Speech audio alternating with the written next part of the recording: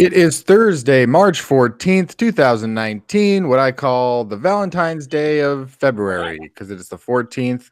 And this is Seaside Chats with Kenneth Arthur. That's me, Kenneth Arthur, here on Seaside Chats, the weekly Seahawks podcast where friends come on and we discuss the NFL, the Seattle Seahawks, and in this case, NFL free agency 2019, as we are day two officially of the league year.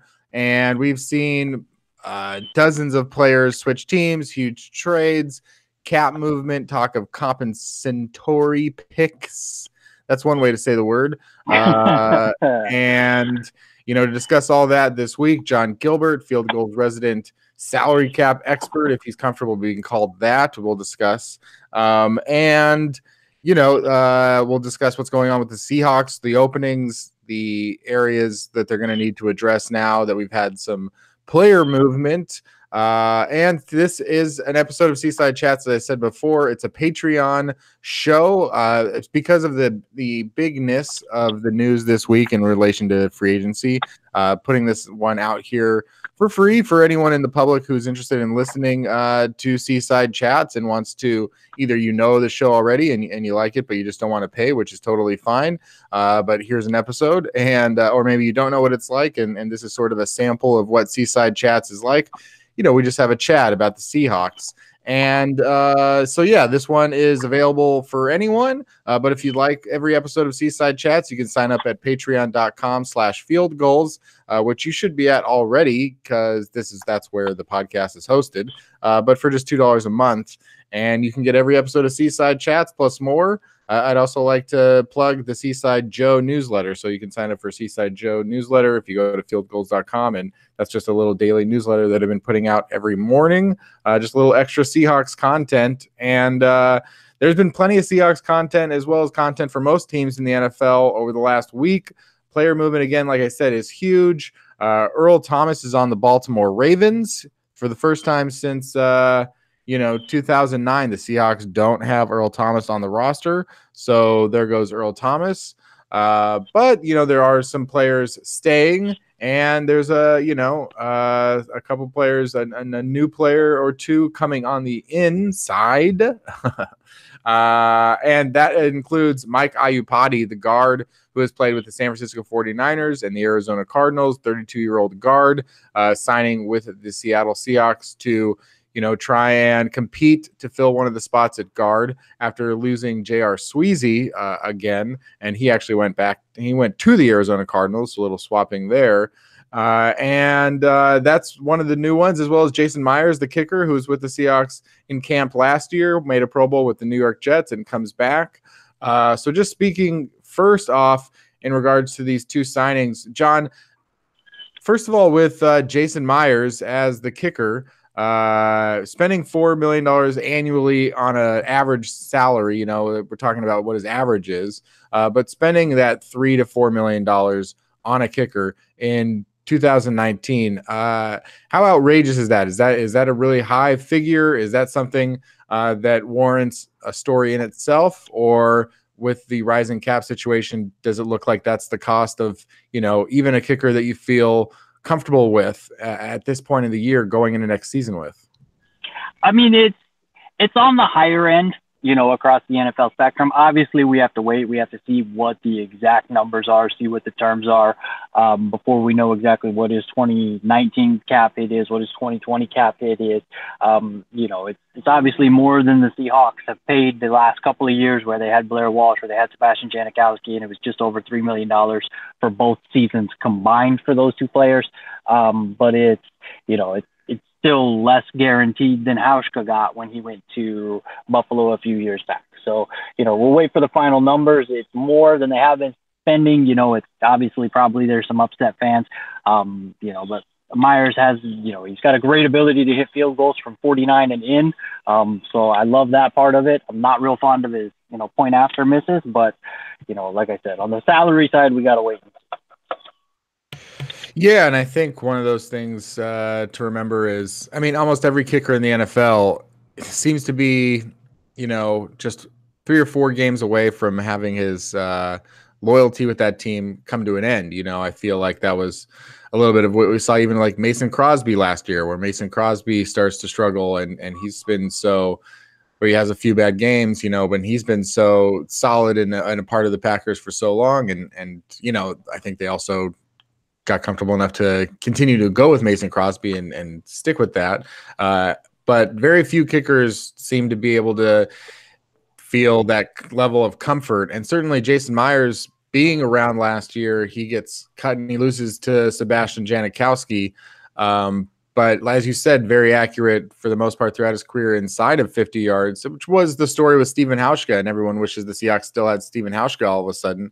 But Stephen Hauschka being very accurate within 50, and then he goes to Buffalo and he starts hitting him from even longer. But it does feel like, yeah, you know, in terms of just, if you erased the fact that Jason Myers was with the Seahawks last year and just considered him a kicker out there who had never been a guy that now all of a sudden it feels like, oh, they let that one get away. I think it would be viewed as like a very good signing. I think like a lot of, I mean, and some people probably possibly still do, but in a different area of concern, if there wasn't that aspect to it where Myers was with Seattle last year, I feel like it would be a much more notable signing for people, and they'd be like, wow, great. Yeah. Thank you for actually spending money on a kicker. That's been really frustrating the last 2 years. What are your thoughts on that? No, I absolutely agree. I think a big piece of the frustration is that this is a guy who could have been on the roster during 2018. And, you know, one of the biggest pieces of leverage in negotiation is that had he, you know, had a Pro Bowl season with Seattle in 2018, had he put up similar numbers to what he did put up in New York, they likely could have extended him for less money simply because he wouldn't have had the negotiating leverage of having 31 teams that he could pit against the Seahawks. If they had, if he'd been on the roster, they could have talked to him in November, December, or January, and, you know, locked him up for 4 years. You know, maybe it's a little cheaper, maybe it's not. You know, maybe his goal was just to hit free agency and cash out. We never know. But I think that absolutely plays into the frustration of some fans, especially after having watched Janikowski in 2018, not just on kicks, but on kick coverage. I mean, I think that's probably the biggest frustration. Yeah. The other free agent coming into Seattle, Mike Iupati, left guard, for the vast majority of his career. Obviously, the Seahawks are looking for guards. And if you go to, you know, you could argue that the two best guards currently available as free agents are Mike Iupati and DJ Fluker, and those being one that's been signed by the Seahawks, another one that they'd like to reportedly hold on to in DJ Fluker, so they could have Mike Solari's two big veteran guards there. But there's also this chance that, hey, these guys are older, and these guys, you know, who knows? They could get injured. They've been getting injured. You know, Mike Iupati missed virtually all of 2017. He missed 6 games in 2018. DJ Fluker has missed considerable time over the last 2 seasons. And we don't know exactly what those contract figures are. What's your estimate in terms of the cost of DJ Fluker, and has there been any report on the cost of Mike Iupati?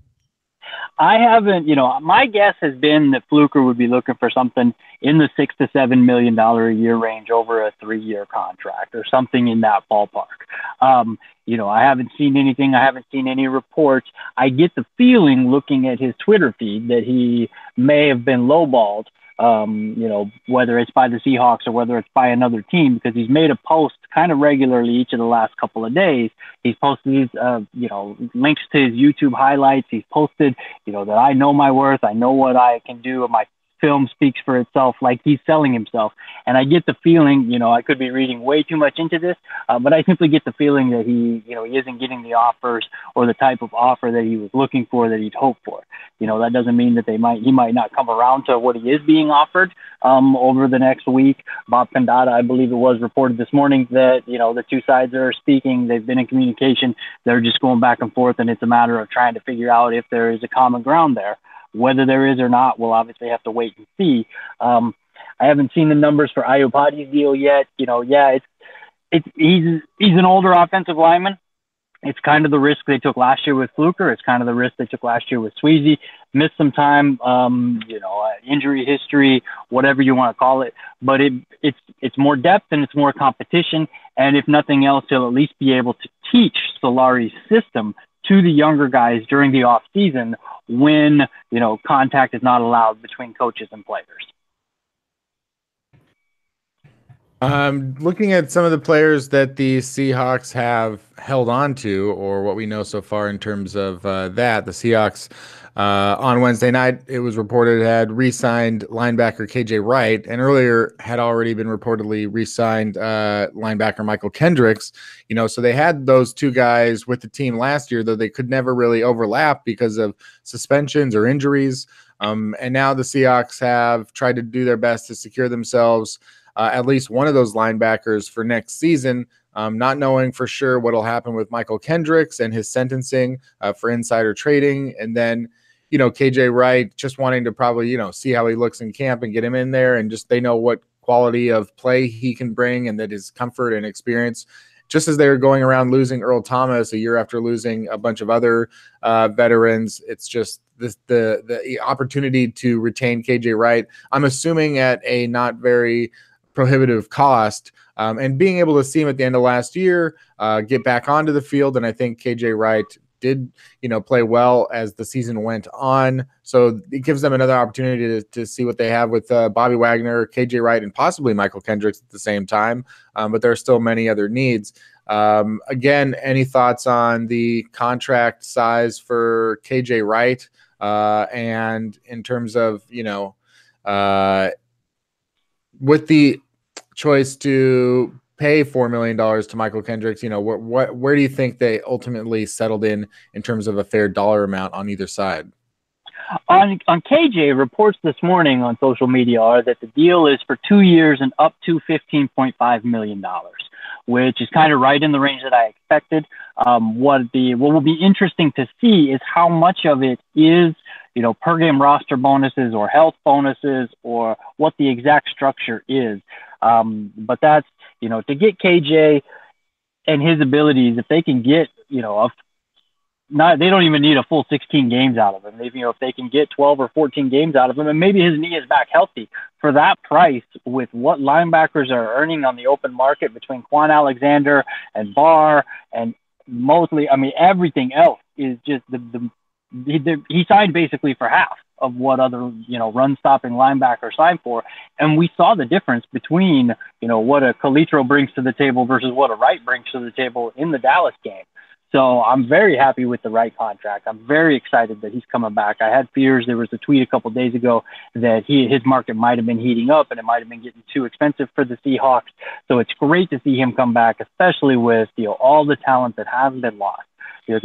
Coleman's gone, Earl is gone. It's a defense that's almost completely changed when you consider that just 2 years ago, Cliff Avrill's gone, Bennett's gone, Sherman's gone, Shed is gone, Lane is gone. It's a complete turnover. And, my fear had been, watching the first couple of days as Coleman signed instantly and then Earl leaving yesterday was that, oh, man, this is a whole lot of talent, a whole lot of snaps played over the last several years that could be leaving town. So keeping Wright is great. Kendricks, I think, is a lottery ticket. It's, obviously he's got the legal situation that's outstanding, but he's already served his suspension for everything. Yeah, he's got some issues to deal with in terms of figuring out what the civil penalties will be if the SEC is going to hit him with penalties in that, if they're in settlement talks, is what I would imagine. But what will be interesting is obviously on April 4th when he goes for his sentencing. Maybe he's available for the 2019 season, maybe he's not. If he's not, they'll simply put him on a do not report list, I would think, and then he'll be available for the 2020 or 2021 season. The Falcons obviously cut Michael Vick when he went away for a couple of years, but he came out and he started playing right away for the for the Eagles. So I don't think, I don't see any kind of issue with giving Kendricks the contract as long as it's not fully guaranteed, as long as, obviously, again, we just need to see the structure. My guess is it's some kind of, structure or setup where if he's, if he's unavailable to the team because of other obligations, that the team won't simply have to pay for it and they'll get cap credit for it, which, I mean, it's basically you're buying a lottery ticket. If he's there, great. If he's not, great. Maybe he's there next year or the year after, and you just keep waiting until he is available. So I think from that perspective, it's great. And for someone like Kendricks, for a team to take a risk on him like that, it kind of shows the support, shows the belief that, what the team has in him. And obviously the team's getting an advantage because they're getting him at, less than market cost compared to other linebackers of his skill and his abilities. But it's, if there's only one team that's willing to step up and show that, then, that means a whole lot to a player. And obviously, the Hawks front office has had some, relationship issues with some players, but they've also been very supportive of a lot of, the players that have come through.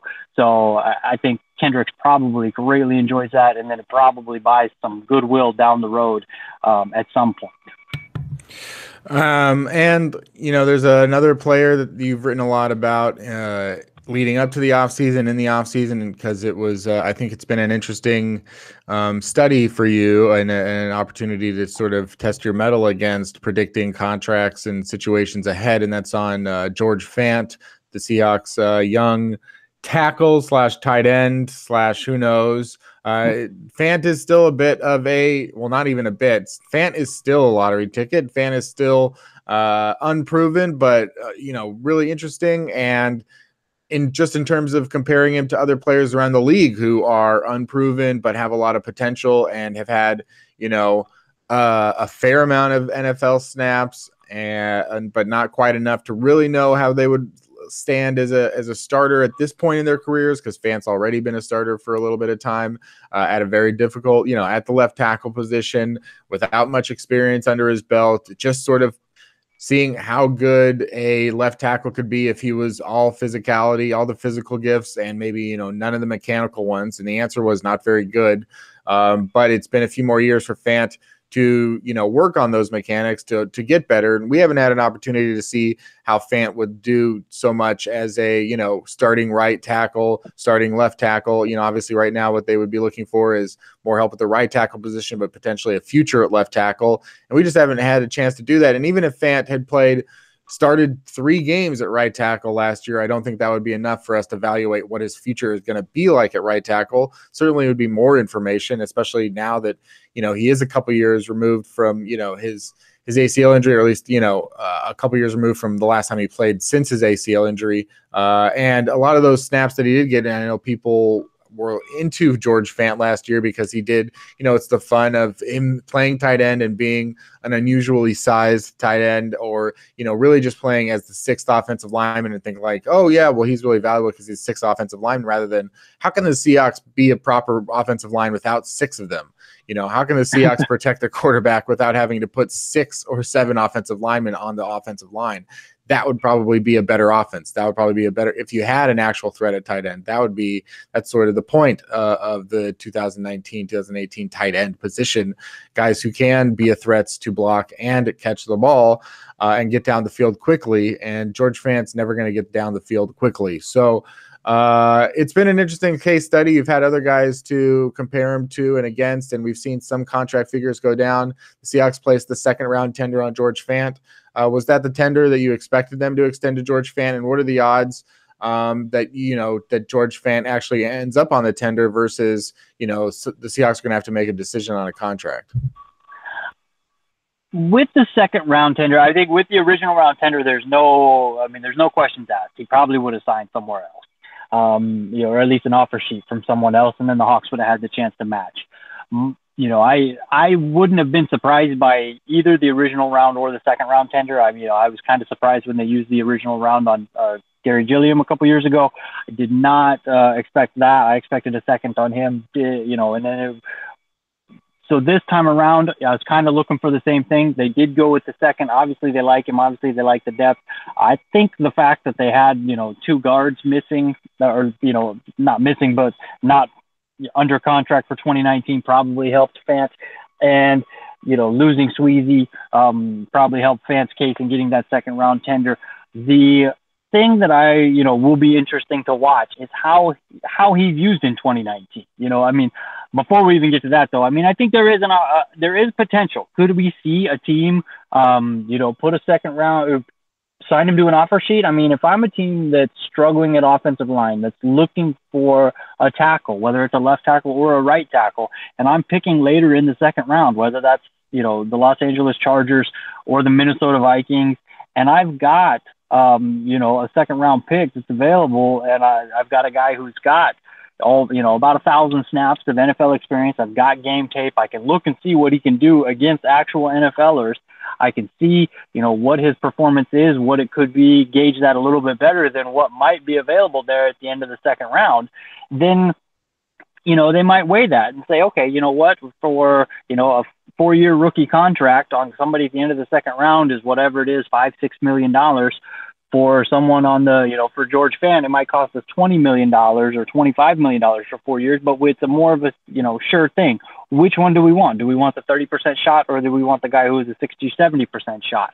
I could absolutely see it happening. I don't expect it, but I will not be surprised if it does happen. Now, that said, I wouldn't be surprised if a team like that, or any other team that is in need of a tackle, were to approach the Seahawks about a sign and trade. If they worked out a long-term deal with Fant and then traded with the Seahawks for draft picks, whether that's, a third-round pick, a fourth-round pick, a fifth, sixth, whatever it is, because the Seahawks are obviously looking to add draft capital. And, if they've got the ability, if they get an offer that's good for them and, they feel that Fant might be too expensive in a year's time, and they feel that Ifedi and Brown who are both under team control through the next 2 seasons are, going to be manning the spots that they're in for the forthcoming future, then there's no point to keep Fant on the bench as an expensive swing tackle. So, I think it'll be an absolutely interesting situation to watch things play out between now and early May, not just with the draft, but the Ifedi's 5th-year option and everything else. So I am certainly looking forward to that. Well, this is interesting, and because now that I'm talking to you right now, I've seen now Jason Myers' contract terms released, and we can break down Jason Myers, the kicker's contract, and see what your thoughts on it are. Have you seen this yet? I have not. So you can go to Spotrac, and they just posted on Twitter as well. Spotrac, SPOTRAC. Yep. People, I'm just for everyone out there listening, you've probably heard of it. I usually go to overthecap.com, but Spotrac or Spotrac or whatever they want to call it. So just the contract terms for Jason Myers. He signs a 4-year, $15.45 million contract with a $4 million signing bonus, $7 million guaranteed. An average annual salary of $3.8 million, but you'll soon see that the AAV is not, really anything close to 3.8 if we're talking about what the Seahawks are really on the hook for. And that means that in 2019, his cap hit is just $2.5 million. And when you're looking at it, the original contract terms sort of released, it looks almost like $4 million per year. But, as far as next season goes, Jason Myers will be making just, a $2.5 million cap hit. And I'm looking up right now. That's the same in 2019 as Greg Zuerlein of the Rams, who does happen to be one of the best kickers in the NFL. But it's actually just about, 13th or 14th ranked in the NFL in terms of contracts. So they basically for next season will be paying Jason Myers a league average or below league average, maybe just a little bit above league average salary cap at $2.5 million. And then in 2020, it goes up to $3.6 million, which again doesn't place him in the top 5. It won't place him maybe even in the top 10 for 2020. And then they can release Jason Myers. They could release Jason Myers after 1 year technically, and then they'd have a dead cap of $3 million in 2020. But they really can release Jason Myers after 2021, after 2020. In 2021, they'll have a little bit of a cap hit for a kicker, which is dead cap hit, which is not like ideal for anyone, but it's really a low risk. And his annual salary over the next 2 years is just, $3 million, which is not exorbitant, which means that they did pay a premium for a guy who has missed extra points. And they did pay a premium for a guy who got cut last year by the Seahawks. So they're definitely overpaying compared to what we would expect for Jason Myers a few months ago. But this does seem somewhat reasonable given that Myers, is coming off of the Pro Bowl and had a good season. So it's just interesting that, it's just a couple years here. John, you're more of an expert though on salary and stuff than I am. So what are your thoughts? No, I mean it's just like I talked about it. With the cap hits the first couple of years, yeah, it's 6.1 million over the first 2 years, which is palatable. It's more than they could pay. It's more than they obviously more than I'd prefer for someone who has troubles with point afters. But it is what it is. I mean, it's certainly a whole lot more team friendly, cap friendly the first couple of years as opposed to the 9.35 million of the last two, where that you're getting up in the average of 4.6 and change each of those 2 seasons. So it's not horrible. It's a kicker on a $190 million salary cap. It's it's not a huge deal. I mean, they'll end up eating. They ate $12 million in injury guarantees to Cam Chancellor. So for 4 years of a kicker versus paying Cam Chancellor a whole lot more than that to not be able to do anything, not be available to the team. That's, I think the total contract here for Jason Myers is going to be about the same amount of dead money as they had for Percy Harvin, and that was back in 2014 when the cap was a whole lot lower than it is right now. So, 2015, because 2014 when they got rid of him. But yeah, it's not bad for not horrible. I'm sure there will be fans who complain that 6.1 million over the first 2 years is more than they'd want. So, but I'm fine with it. Again, it goes back to what you talked about earlier. I wish he'd been on the team in 2018, but he wasn't. So it's just it brings up sort of, I guess, a little something that does sometimes annoy me from the perspective of fan response, and don't get me wrong, I do plenty of annoying things, and I could be in the wrong in this. Trust me, I know I'm a very annoying person. So, but it's just the thing I think in terms of fans being upset about things like this, or if they do think about, oh, well, this kicker costs $3 million per year over the next 2 years, and it's kicker and it's $3 million. To me, it's like, that's such a small, fickle thing to worry about. And I wish the salary cap wasn't even announced publicly. I wish people didn't know what players made. I wish people didn't know, what it was affecting their ability to do something else, because I think it makes them irrational. I think it makes people irrational. I think it makes people illogical. I think it makes people ignore football, and they don't think about football. They think about, like, they just get obsessed with being able to put together this Tetris puzzle of the salary cap, and it's like, that's not your concern. And it's like the Seahawks, to me, it's so fascinating to watch when and this isn't just with sports, this is just with people in general and things that they're aware of, that they follow, but they don't really know. They've never like been a part of it. And it's just like, and I've never been a part of the NFL, of course. I'm just saying, like, the Seahawks are paying people tens, hundreds of thousands of dollars per year to work out the salary cap. When they sign somebody and you're like, that's more than I wish that they had signed for, they're not going to have enough money for this. The Seahawks didn't not think of that. The Seahawks have thought of how much this will affect their salary cap. The Seahawks have thought about how this will work for them. The Seahawks have not, they've had a plan in place, and it could be the wrong plan. Just like any team, some teams will have plans that work for this year, and some will have plans that fail, and then some will have plans, I guess it's really just work or fail when it comes to fulfilling your plans. But, that's the way it'll go. And they do have a plan. It's not as though they don't realize what a signing will do. They also have, thousands of scenarios that they've worked out that you've never even thought about. And they have scenarios worked out whereby they're like, well, listen, you're looking at this now and you're saying the Seahawks don't have X amount of money, but maybe they also have a plan in place to, restructure someone else on the roster and create $7 million in cap space or whatever. And I think people would get a little too obsessed with that. And I wish that they just sort of didn't worry so much about the cap and didn't think about it, because I think a lot of people at this point in their lives and in this era of football almost prioritize things like the cap over whether or not the team got better. And I don't know if that the Seahawks got, I'm not specifically talking about Jason Myers, but just in general, sometimes I think they overrate the cap numbers and the contract numbers and forget about football. I do, and this is coming from someone who thinks you shouldn't sign like big free agents. I do think about the cap a lot. I do think about like, oh, that's interesting because it's all part of the strategy, and that makes it interesting because it's like all part of strategy.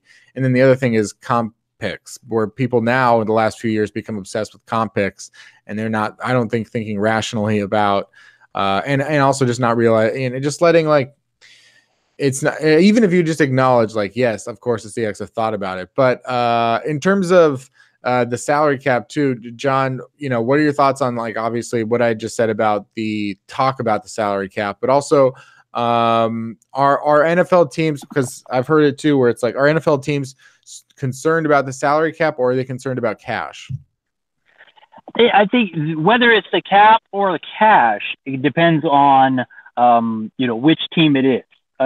There's a team, I mean, we've been watching it happen in real life, unfold like a train wreck out there in Oakland. The Raiders are reportedly one of the most cash, if not the most cash poor team in the league.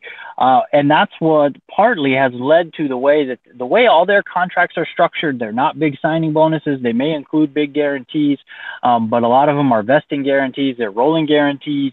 So because if a player signs, like Khalil Mack, he signed his contract with the Bears last year after being traded, whatever it was 6 years and $130-some million off the extension. That contract had $60 million guaranteed, fully guaranteed. The team signing a player to that contract has to put that money into escrow. Obviously, the signing bonus typically gets paid up front. But even if it's a deferred signing bonus and doesn't get paid, like Russell Wilson, when he signed his contract extension in 2015, he didn't get a big chunk of the $30 million signing bonus until the spring of 2016.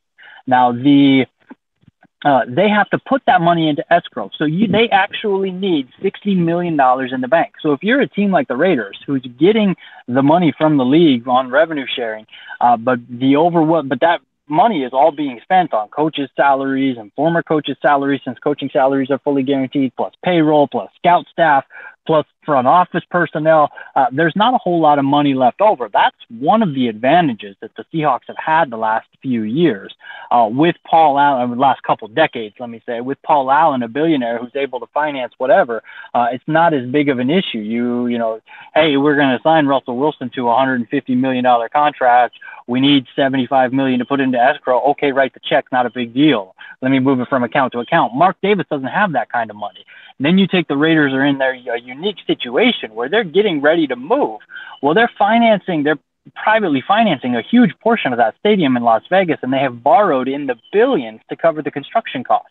They've got a $550 million relocation fee that they've had to finance that's payable to the other owners. They've got, the hundreds of millions in stadium debt, and they are tapped out. They are literally like, if you've ever been in the process of buying a house or had a friend who was buying a house and you said, hey, do you want to go buy a car, you want to do this, or I'm thinking about buying a car but I can't because my real estate agent or my mortgage broker says, look, do not do anything to my credit until the house closes. That's what the Raiders are at right now. They can't do anything until the stadium is built. They move in and they start getting money for that, because Bank of America is not lending them billions of dollars so that they can go out and borrow other money elsewhere. Normally, NFL team needs cash. They walk down to the bank. They say, hey, we're an NFL team. We need $50 million to put into escrow for this guaranteed contract. The bank says, great, sign here, and they give them $50 million because it's an NFL team that's worth billions, and if they default on the loan, the team's going to get sold for billions of dollars. It's not an issue. With the Raiders, they don't have that flexibility right now. They're tapped out. Bank of America's got them on lockdown, basically, is my understanding. And for a team like the Raiders, the cash is the number one concern. Now, you take a team like the Seahawks, who are, cash happy. They've got more cash than they know what to do with. They had the wealthiest owner in the NFL until his untimely passing last fall. And when they need to manage their money, they're managing the cap.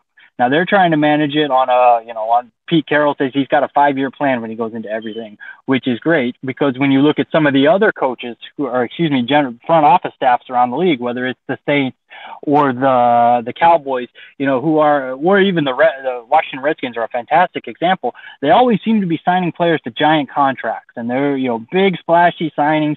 Whether it's the Saints going all in on everything, or the Cowboys adding another weapon for Tony Romo, now Dak Prescott.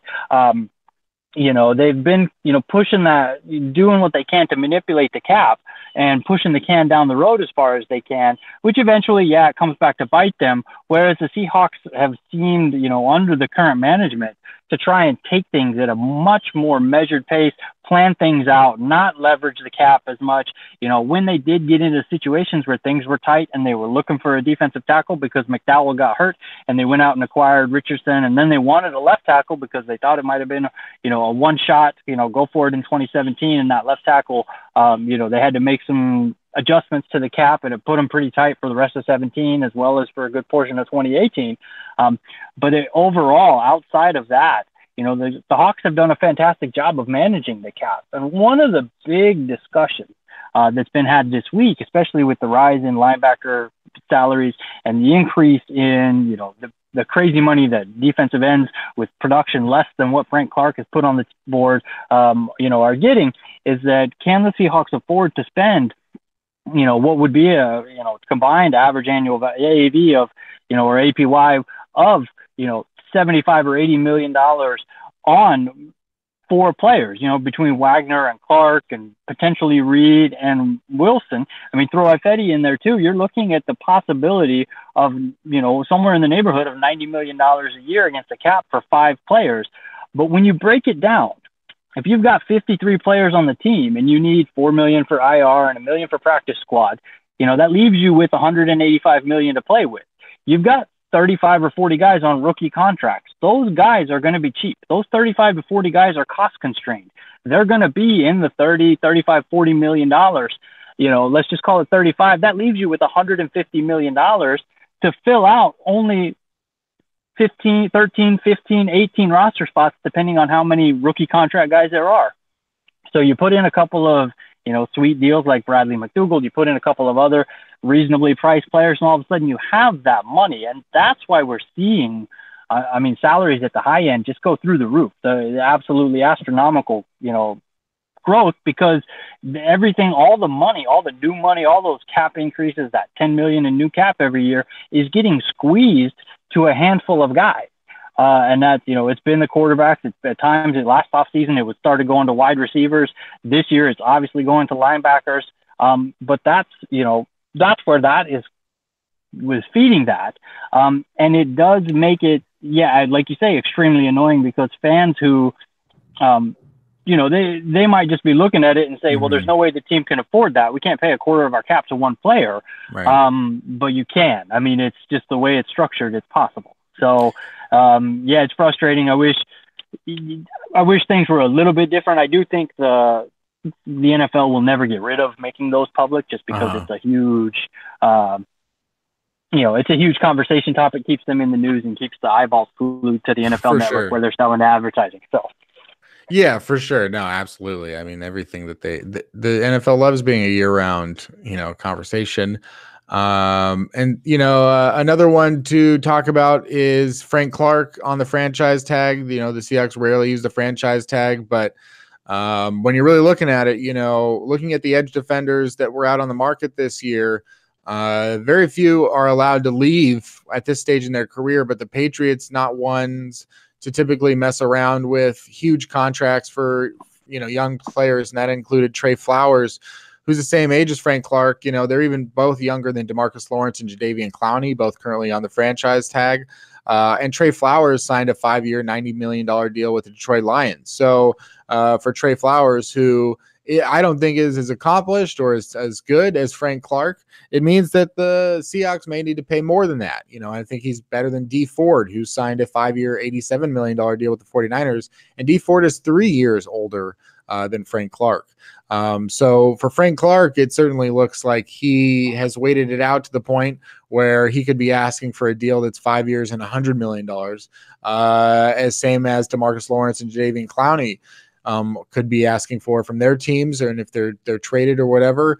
But the situation just it compounds an interesting overall situation for the Seattle Seahawks as they look ahead to 2020, when as of now they don't have under contract Frank Clark, they don't have under contract Russell Wilson, they don't have under contract Bobby Wagner, they don't have under contract Jarran Reed. You could argue that their four best players on the team are those four guys, and they are not under contract for 2020. They only have one franchise tag to use next year. We assume. We don't know what will happen in the collective bargaining agreement, but it is looking like, they could have one of those guys be able to franchise tag. That means that they have three other guys that they will need to determine long-term outlooks for, and that is, going to be difficult to do. Whether it's going to be signing someone to a huge contract or watching them leave, and looking at the fact that, if Trey Flowers does get $90 million, does Frank Clark get $95 to $100 million? And then if, in terms of defensive linemen in the interior, we haven't had really a gauge to someone who would compare to Jarran Reed, because, the Falcons franchise tagged Grady Jarrett, which might be, as close as you could get. And that was a franchise tag. Sheldon Richardson signed a 3-year, $36 million deal with Cleveland, but I would say Jarran Reed is much more expensive than Sheldon Richardson. So Jarran Reed, if he was on the market today, could potentially get a $90 million deal of his own. And if you're looking at some of the other comparable defensive tackles around the league, and then Bobby Wagner and Russell Wilson, obviously two veterans, and having to deal with how much do you want to pay these veterans on their third deals, and then and getting into those complicated situations. So, John, is there any way, if you were working in the Seahawks do you think the Seahawks front office is chill right now, or do you think that there's any amount? Do you think they're going to be able to figure this out, or what do you think is the situation at hand with these four incredibly important core players? I think they'll get it handled. I think they've got the space, they've got the relationships to make it happen. I think you're absolutely dead on. I've felt for a long time that it's likely that Clark ends up in the 20 million range, if not higher. That would not surprise me at all. Reed, like you said, there's not a whole lot of great comps out there. Joel Corey says something in the $15 million range. We all know the numbers on Russell Wilson. Aaron Rodgers has set the market at 33.5. The Steelers are expected to extend Ben Roethlisberger sometime in the immediate future, potentially as early as this week, in order to avoid a roster bonus that is due tomorrow, and put it into a signing bonus so they can push that cap hit out a little bit further. So we could see the top of the quarterback market be either reestablished or affirmed, however you want to look at it. But you're talking 35 million there, and then beyond that, the Wagner, this is one of those things where you're looking at it, and I'm sure John Snyder's kicking himself, where he's like, you know what, we should have signed him to an extension 2 weeks ago, because the market had been flat for 3.5 years. Since 2015, when Bobby's extension was announced 2 days after Russell's in early August. 6 weeks later, Luke Kuechly signed his extension, and those two, they've been at the top of the market for the 3.5 years since then. They were number one and number two for run-stopping inside linebackers. And then in the last 72 hours, that market has seen the top blown off of it, with all the signings in the 13.5 and 14 million and $17 million range. And all of a sudden, the market is a whole lot different. I don't think they're going to have to pay that much more. I don't think a Wagner extension is going to cost them a whole lot more than it would have before, but it's just one of those things where it's, that would have covered the cost of that kicker, like you're talking about. So yeah, they've got to find a couple million more, but I think they will get it all done. I don't think fans need to fret. I don't think fans need to worry. Wilson's the easy one because it's the quarterback. You pay the quarterback the franchise money, you get it taken care of. Regardless of what offensive system you have, you need the quarterback in order to deliver carry your offense when you need it carried. We obviously, nobody, not the front office, not fans, nobody wants Blake Bortles getting the ball, or anybody else, or Paxton Lynch, or whoever might be a backup, Brett Hundley, down by 3 at Arizona, needing a field goal to tie or win late in the game. No, nobody wants to see that. So they'll get Wilson taken care of. Once they've got Wilson taken care of, they simply need to knock down one of the other 3 dominoes. Wagner's probably the easiest just because he's been with the team the longest. They probably have the best rapport with him. He seems to be the least concerned about his money. Once they get that taken care of, they can address Reed, they can address Clark. And if they're not able to get it done, you do mention having just the one franchise tag next offseason. Because 2020 is the last year of the CBA, that creates a little bit of a quirk. There are some certain things. One of those things is that in the last year of a collective bargaining agreement, so assuming we don't get any kind of movement between the Players Association and the teams and the owners over the next 12 months, next offseason, all teams will be able to use both a franchise tag on one player and a transition tag on one player. Now, the transition tag allows players to negotiate with other teams, as all Seahawks fans remember from Steve Hutchinson, but it allows the right of first refusal. So you get to at least match that offer. So they may not, they may only have the one franchise tag, but if they can get 2 of those 4 players knocked out, they can use the transition tag on the other players, one of the other players, and then they can make sure that they keep those 4 core players going forward. Because like you said, those are, I'm in agreement with you. I think those are the 4 best players on the team. I think those are the 4 players you have to worry about keeping under contract, keeping around, not just because of what they can do on the field, but obviously what they can do off the field as well. And, I think they're probably sitting back staring at the wall going, man, this is not going to be fun. And it's going to take some work and negotiations and putting all the puzzle pieces together. But once those puzzle pieces start to fall and everything starts to fit into place, then it's just a matter of, it's like once you've got the edges of the puzzle done, everything else slides in. John, I think we're coming here close to the closing out of the podcast as we're wrapping up some sort of free agency news. Obviously, the first week of free agency is not typically one where the league is talking about the Seattle Seahawks, and that's not really been a different case here, although the Seahawks did get involved somewhat early on. I think the Mike Iupati deal just sort of being a thing where typically I think you'd see Mike Iupati sign in a few weeks, if not in a few months. But I think obviously there was some connection there between him and Mike Solari, where it was just like, hey, do you want to come play for us? We won't sign you for a lot of money. And he says, sure, why not? I know that I would like to come play for you again and try a new team. Obviously, I'm not coming back to Arizona. So it does seem like that's something where they just sort of worked it out, a cheap deal early on. You don't typically just get that many cheap deals as, agents and everyone try to work out the more prohibitive or costly ones. And then the Jason Myers signing, just be like, this is a splash signing for the Seahawks.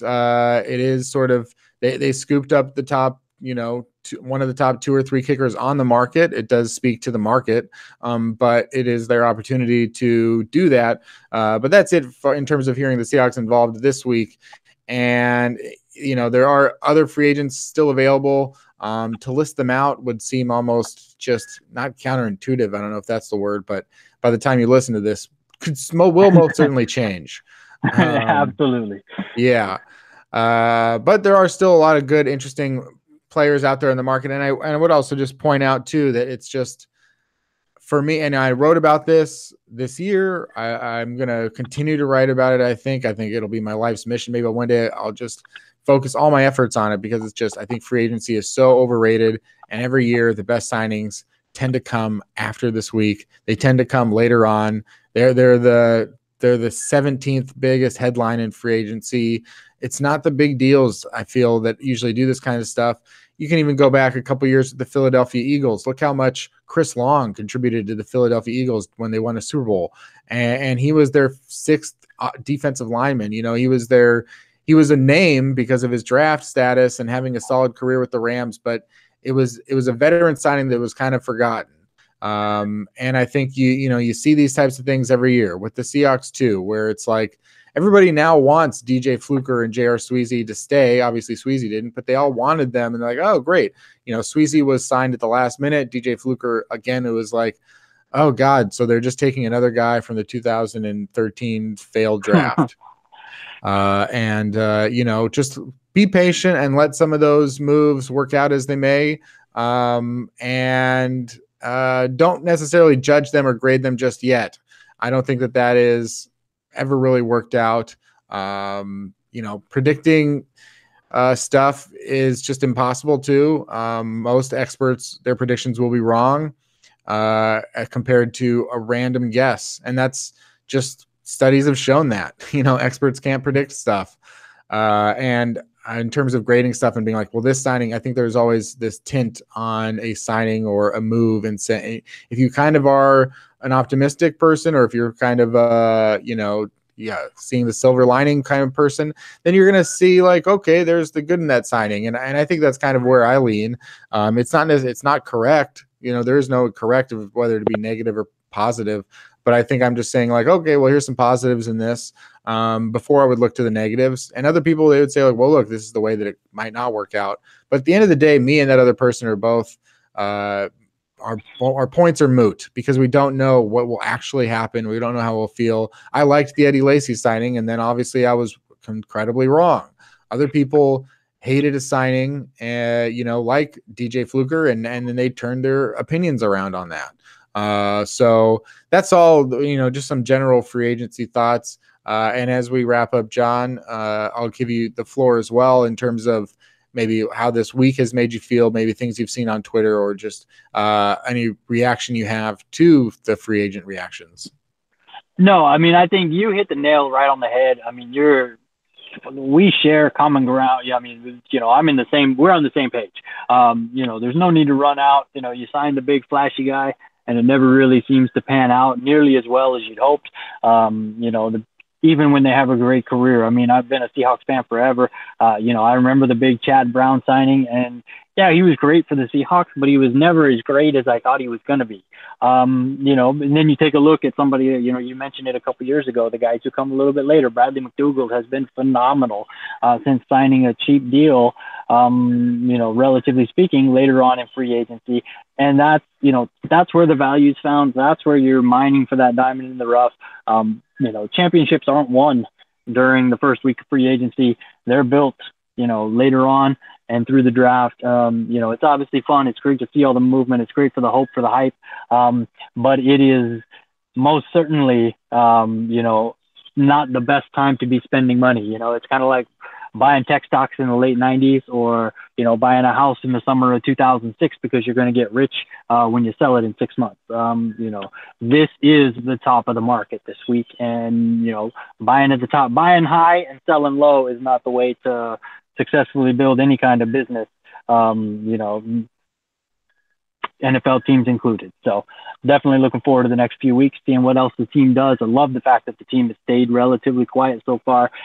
Like you said, they've been bargain shopping. When you drive by a flea market and see something you need, you pick it up. They did that with Mike Iupati, and now we take it from there.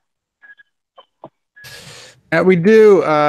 John, you can follow John on Twitter at Seahawks Machine. Read all of his posts on fieldgoals.com. Lots to do with the salary cap, and lots to do, with pending contract situations and much more. And obviously, you can follow us on Twitter at Field Goals. As I noted, this is a Patreon show. This is a free episode of the Patreon podcast, Seaside Chats. You can go to patreon.com/Field Goals. Just $2 a month if you'd like to, for every episode. And but there will be more free ones in the future as well. So yeah, that's it. The Seahawks are doing some things, and that's interesting, and also losing some things. So that's it for this episode of Seaside Chats with Kenneth Arthur. Come back next week for another chat.